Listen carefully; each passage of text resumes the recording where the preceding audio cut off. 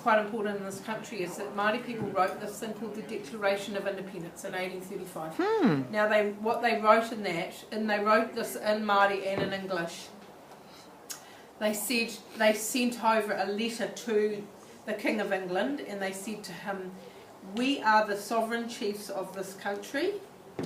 They declared their sovereignty, and they became, sovereign chiefs of Aotearoa.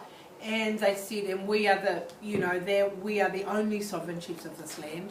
And they also asked if the Pākehā people could send over a Pākehā people to come and to come and stay in Aotearoa, to look after the Pākehā people who were misbehaving.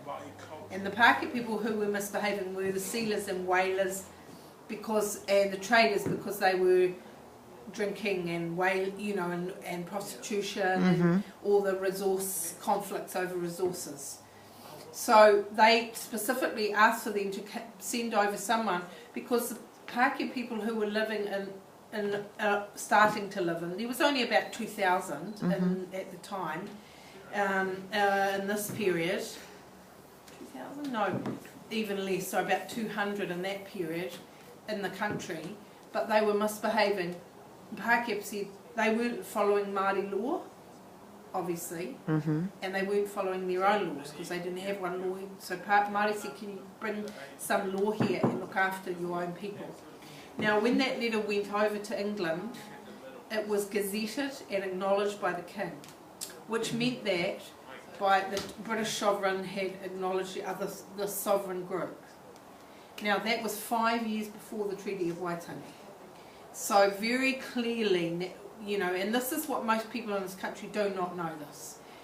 Most people don't know this, that actually Māori were very clearly sovereign groups, and there was no way that they were interested in ceding their sovereignty to the Queen of England, which happened later, which they said happened later. Okay, so that's book 3. That's where the two worlds meet. So then book 4 goes into the Treaty of Waitangi, which is when now this runs on from the Declaration of Independence. So Māori people have what does this cover? This covers, it looks at what is Māori tikanga, and then it looks at what no, that's not it. It looks at it looks at honouring and it looks at making agreements and honouring agreements, one, and then it looks at all the pros and against of a proposal for a treaty, because it was only because of the Declaration of Independence that Māori people that England could even propose a treaty with Māori, because they'd already acknowledged them as sovereign chiefs. So they couldn't go and colonise them. Legally, they couldn't do it. So they had to get them to think about going into a treaty to deal with the conflicts that were happening in the country with Māori people. So Māori people were for and against it, and Pākehā people were for and against it. So it looks at all those different positions. Then it looks at the Māori treaty text and how the Māori treaty text was written, and then it was how it was debated, and how it was agreed to by both sovereign groups in 1840, and basically the treaty agreements were this, that in the Māori text were that Māori agreed to allow some Pākehā to come and look after their own Pākehā people here.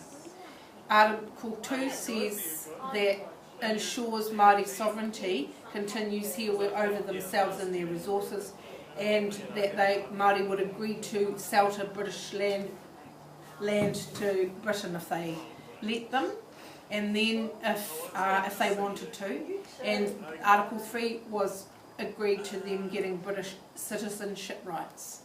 Now then, in this book it also covers how later on a later English version of the treaty came into existence. Now, and it uses an English literal translation of the Māori text to explain the differences between the Māori text and the English version, because basically the English version had in Article 1 that was different. The English version said in Article 1 that Māori had ceded their entire sovereignty to the British Queen in 1840. Just handed over their sovereignty just like that. Bam. Now, we know now, historically, that that didn't happen. And it's never happened in this country, in the history of this country, one. But it particularly didn't happen over the treaty, over the two articles. This unpacks how those two texts came into existence, so I won't have time for that now, but basically, yeah, basically it tells you in this book how the Māori community for 180 years followed the Māori text and kept expecting the Māori text to be honoured, and that the Pākehā community for 180 years in this country has basically followed the English version. And that has allowed them to, well, has not allowed them to, but has enabled them to colonise, to attempt to colonise Māori people and Māori language and culture and the land and resources. So that's book 4. Ka pai. Ka pai. Then wonderful. Book 5 goes into